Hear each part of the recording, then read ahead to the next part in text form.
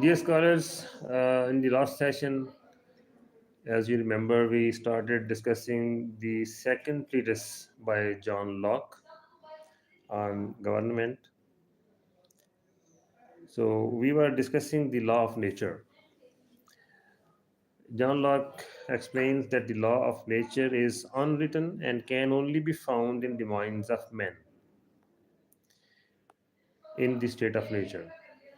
People who are guided by emotion or self interest may misquote it or may misapply it. It is not easy to prove them wrong if there is no established judge. Because of this, the law of nature alone is not good enough to secure the rights and property of those who live under it. Law of nature alone is not good enough to secure the rights and property of those who live under it. So, any law which is alone, which has no enforcement authority, it does not become a law as such. This is especially true when everyone is both the judge and the enforcer in their own case. This is true when everyone is both the judge and the enforcer in their own case. So self interest will come in and it will affect justice. A person who is right usually only has his own strength to defend himself against harm or punish wrongdoers. A person who is right usually only has his own strength to defend himself against harm or punish wrongdoers in the state of nature. When in the state of nature, when there is no state, no authority. To avoid these problems that cause disorder in the state of nature, men join societies. So people they come out of the state of nature and they form societies. They join so they can have the united strength.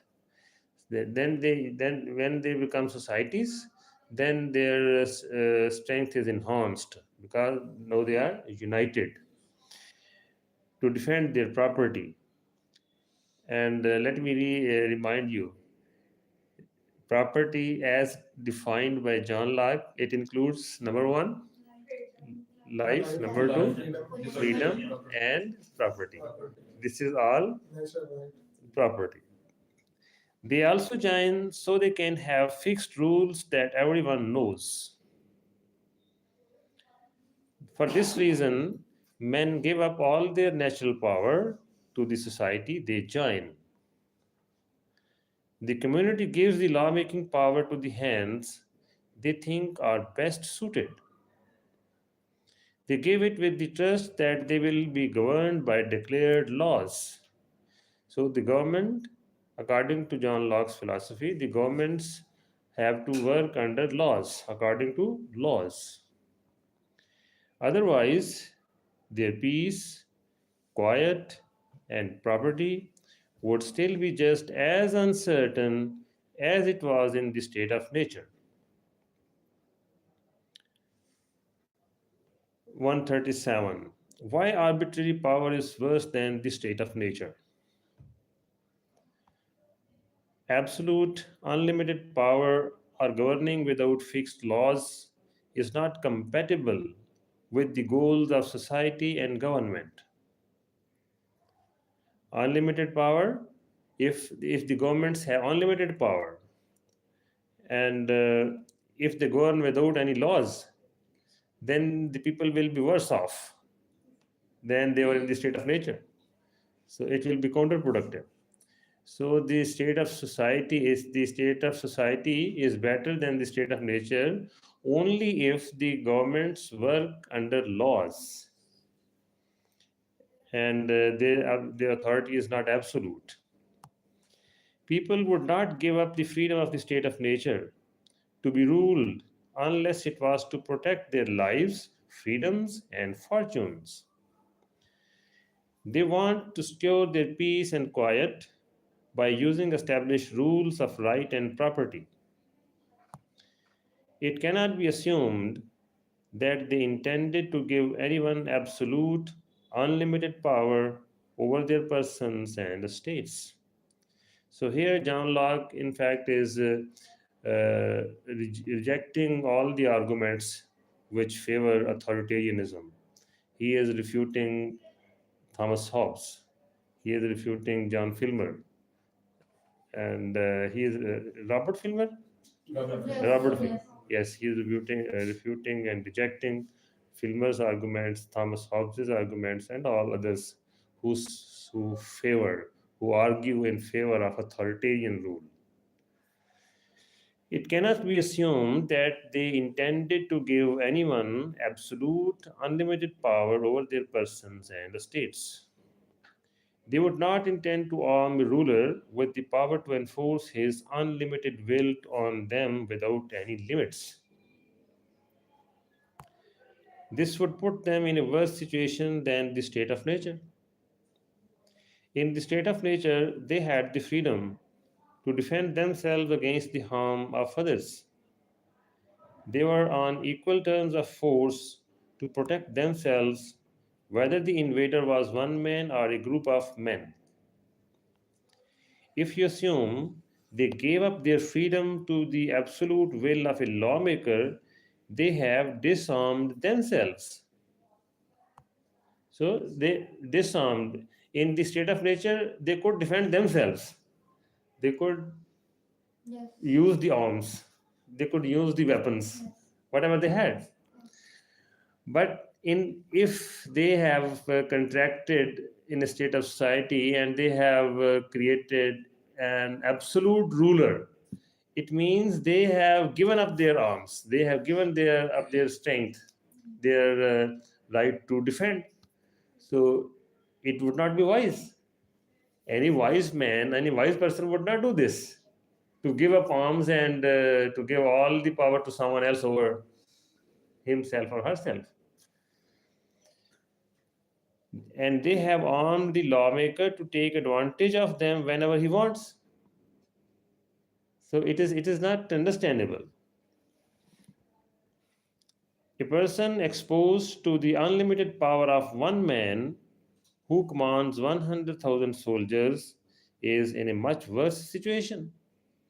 If people have created a king who has absolute power, who can do anything to them, and he also has hundreds of thousands of army, so the people are helpless in front of him.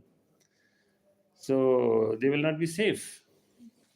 He is worse off than if he were exposed to the random power of 100,000 individual men.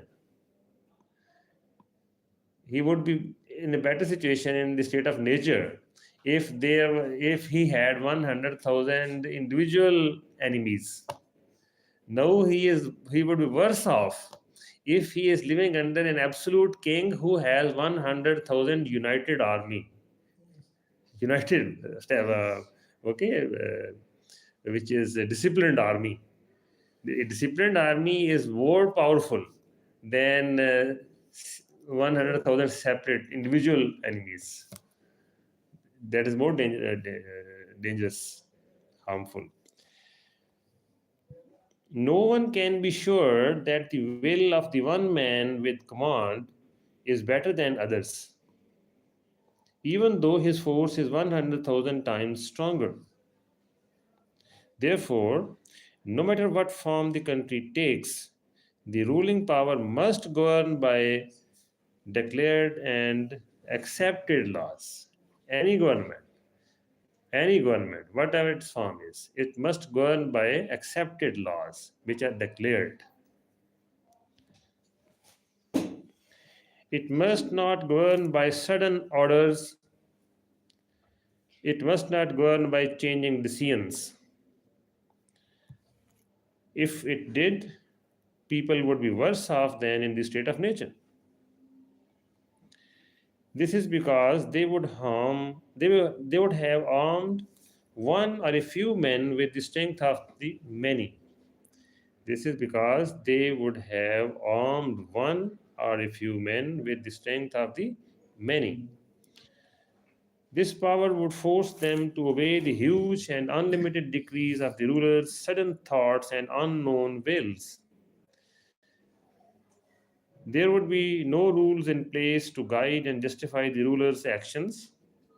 All the power the government has is only for the good of the society. So, this is the basic rule. Whatever the power the government has, it is for the good of the society. It is not for the personal enjoyment of the king. It should not be unlimited or done based on a whim. A king or a government or a ruler cannot rule by whims. It must be used through established and published laws. This way, the people know their duty and are safe within the law's limits. The rulers are also proper boundaries.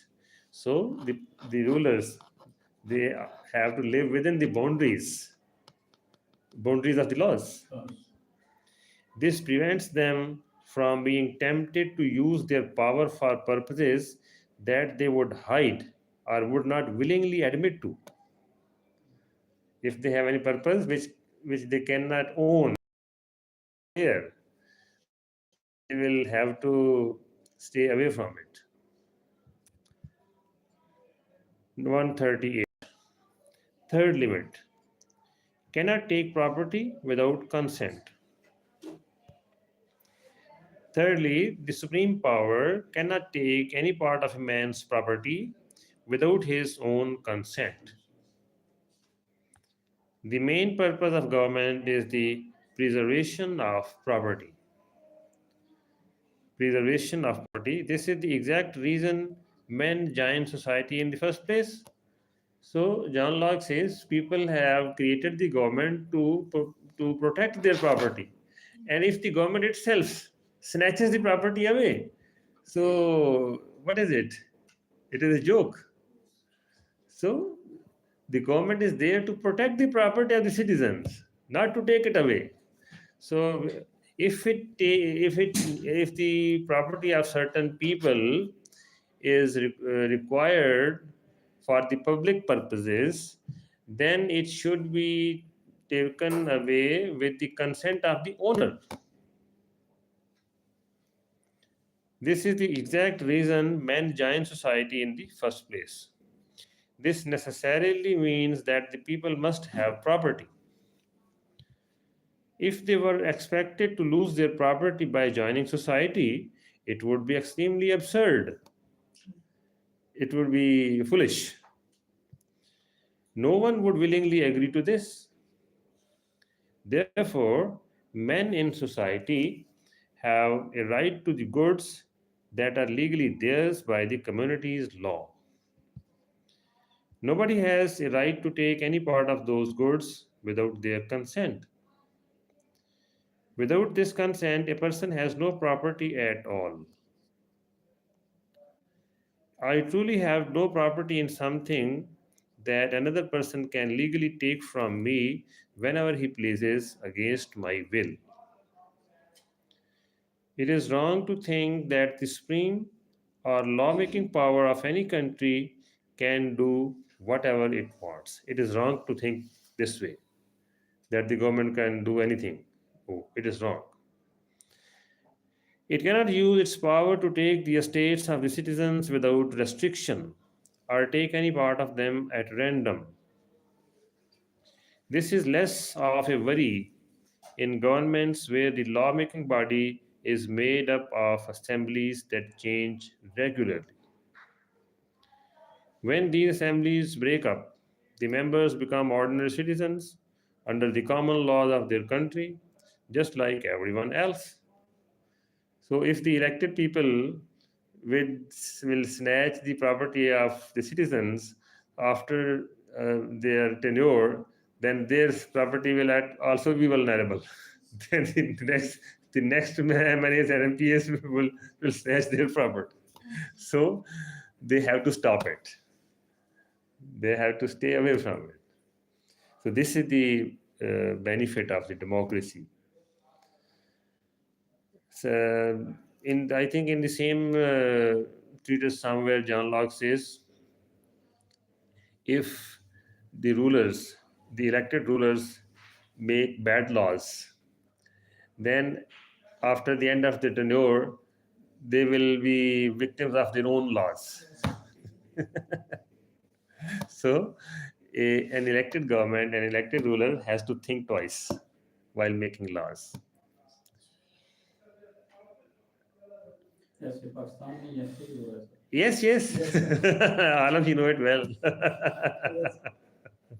The rulers, when a party comes to government, it does not reign in the NAB, National Accountability Bureau, because it goes in its favor to oppress the opponents, the opposition. Yes.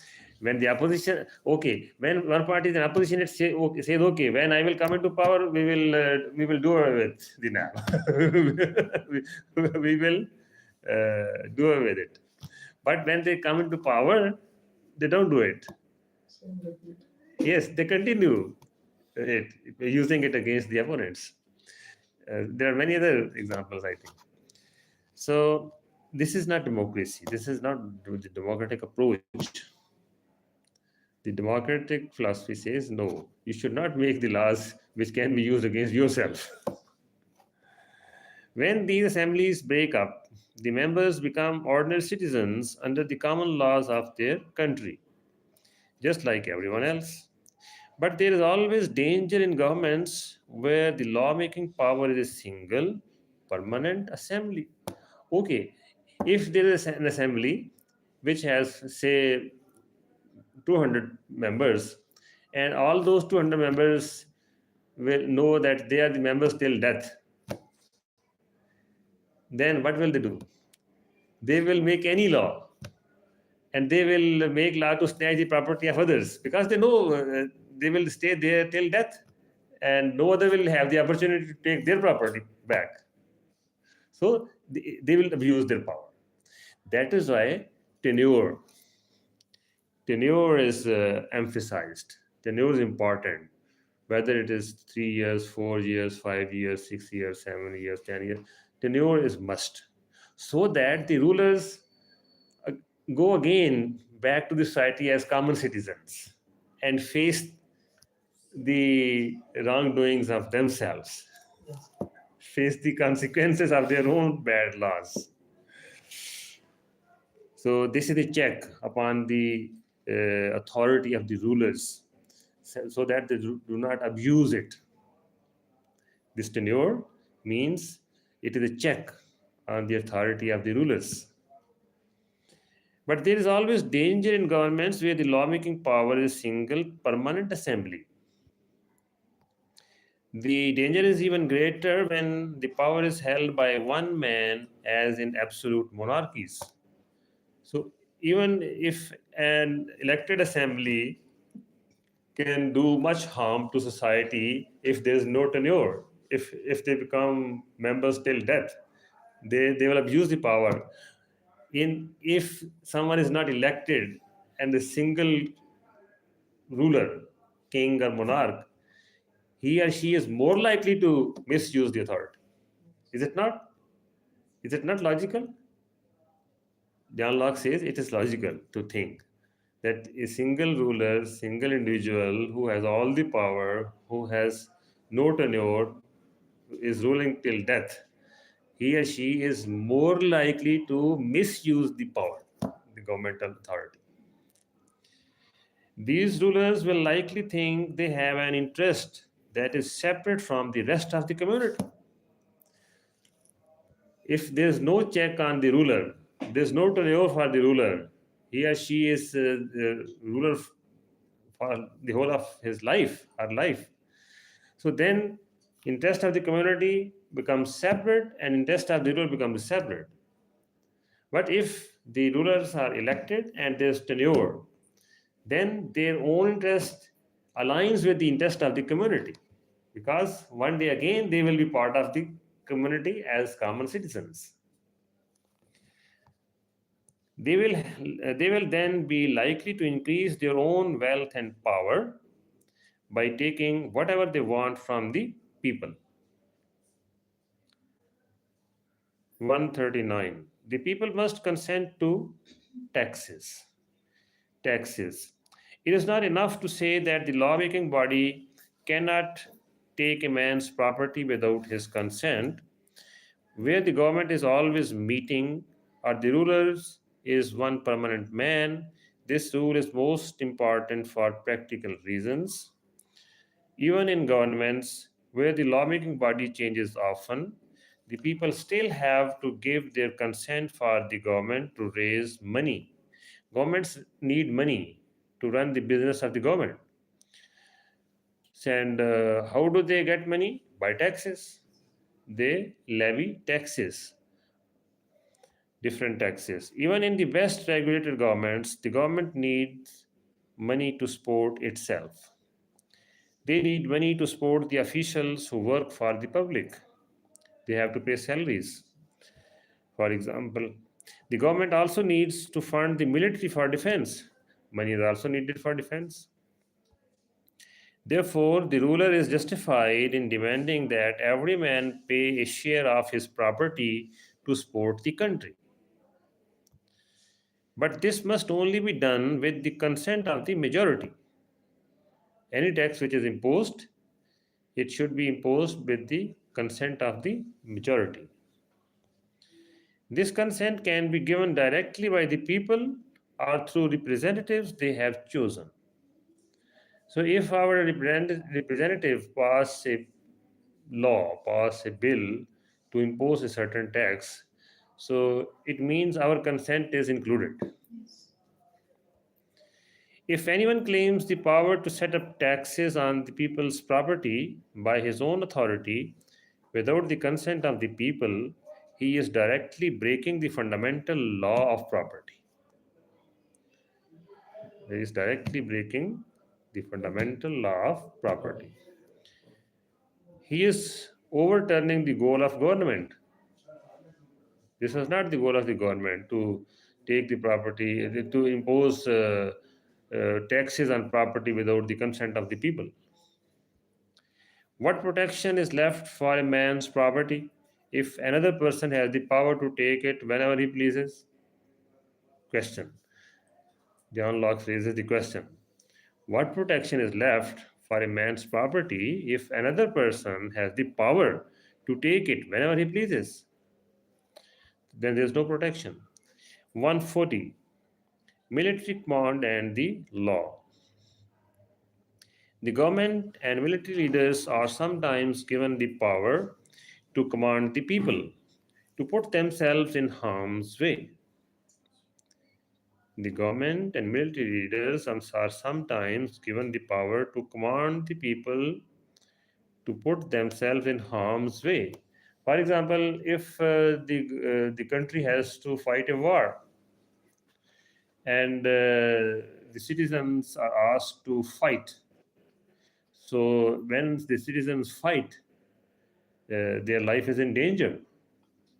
They are in harm's way. But for defense, it has to be someone has to fight. And in John Locke's time, very few countries had standing armies.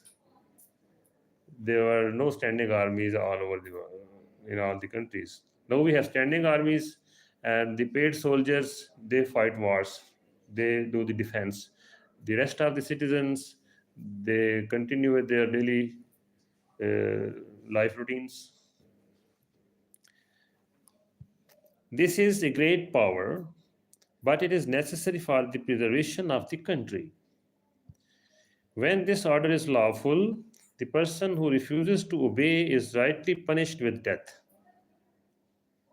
The government can punish. This can happen even if they are a general or the most brave soldier. So, even if a general refuses to defend the country or a soldier refuses to defend the country, the government can punish him.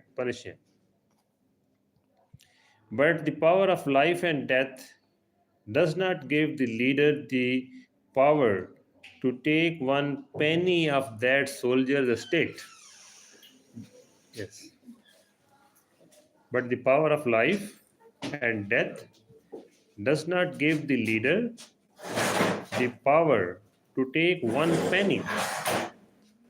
So just see the sanctity of one's property, the sanctity of the property of the citizens. Even when the government can take life, can order a citizens to sacrifice his or her life for the defense of the country, even then the state cannot take the citizens' property, not a single penny, without reason. But the power of life and death does not give the leader the power to take one penny of that soldier's estate. The general can order the soldier to march into the mouth of a cannon. The general can order the soldier to march into the mouth of a cannon.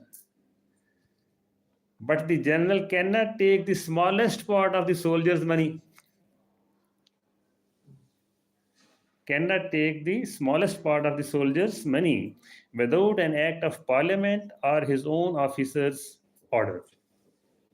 Why? Because his whole life is not as valuable to him as his property is to his family.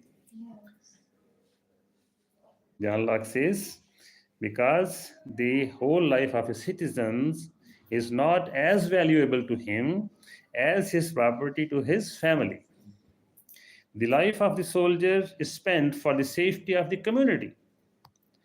His property is not so needed for that same purpose. The absolute power of the military leader over the soldier's person does not include the power to use the soldier's possessions for his own pleasure. The absolute power of the military leader over the soldier's person does not include the power to use the soldier's possessions for his own pleasure. The greatest general who has absolute power to punish a soldier with death cannot take that soldier's money for himself. The officer can order the soldier to sacrifice his life, but cannot take a penny of his possessions. So, in fact, this is the general rule for the government. The government can demand the citizens even to sacrifice their lives for the defense of the nation.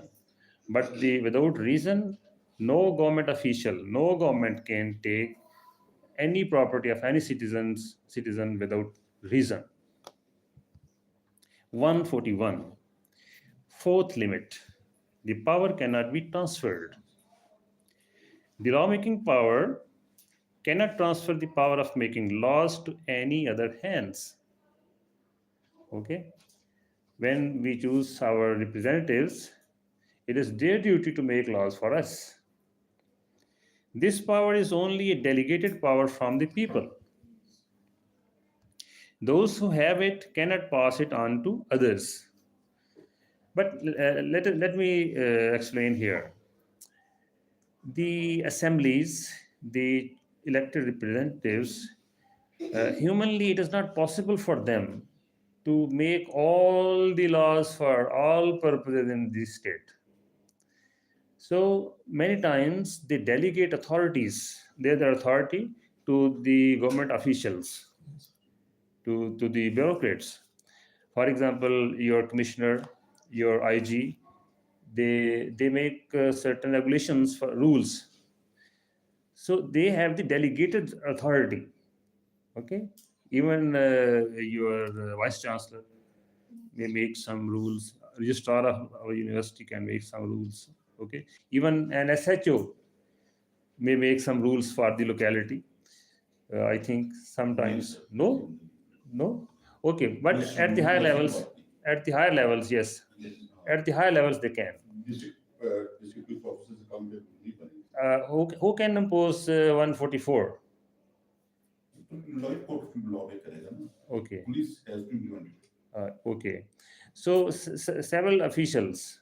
अभी ये इन्होंने amendment की है, अभी ये 27 में इन्होंने ये किया है कि जो Okay. डिस्ट्रिक्ट मैजिस्ट्रेट्स हैं ना, उनको लेके हैं to replace district police officers. I कि see. वो जो I see. 144 और 143 की जो पास है ना, Yes. तो Yes. वो फिर उन्होंने डिस्ट्रिक्ट जो पहले होती थी 1995 से पहले, Okay. आपको पता ना सर 1973 के कॉन्स्टिट्यूशन में 20 इयर्स दिए गए थे कि 20 साल के अंदर सेपरेशन ऑफ पावर होगी, Mm-hmm. वो इम्प्लीमेंट होगी। तो Okay. हमने पूरी 20 साल तक लेके गए, हमने उससे पहले कुछ नहीं किया। तो Okay. 1995 में फिर उसको इलेक्ट किया गया।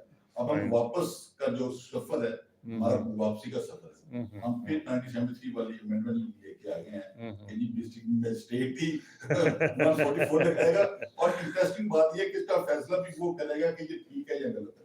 Okay. Fine. बेटा उसी को Fine. District magistrate. Fine. Yes, but the we are trying to understand the concept of delegated authority. John Locke here, when he is saying the authority to legislate cannot be delegated, in fact, here we need to understand that the basic legislation, it must be made by the representatives themselves. Okay, but the details and particular laws for a particular organization or particular locality, they can be made by local authorities or local officials. And we can assume that the elected representatives will own it. They will take the responsibility that the delegated authority is being used properly. They have to make it sure. Those who have it cannot pass it on the others. Only the people can decide the form of the country. They do this by setting up the lawmaking body and choosing who will hold that power. When the people have said, we agree to be ruled by laws made by these specific people and in these specific forms, nobody else can say, other men shall make laws for them. The people cannot be bound by any laws unless those laws are made by the people they chose and authorized to make laws for them. 142. The four major limits on legislative power.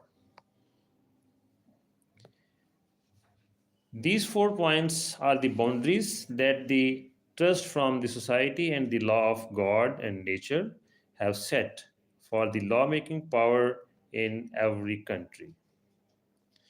First, the government must rule by established laws. It is the first restriction on the governments. The government must rule by established laws that are officially known and published.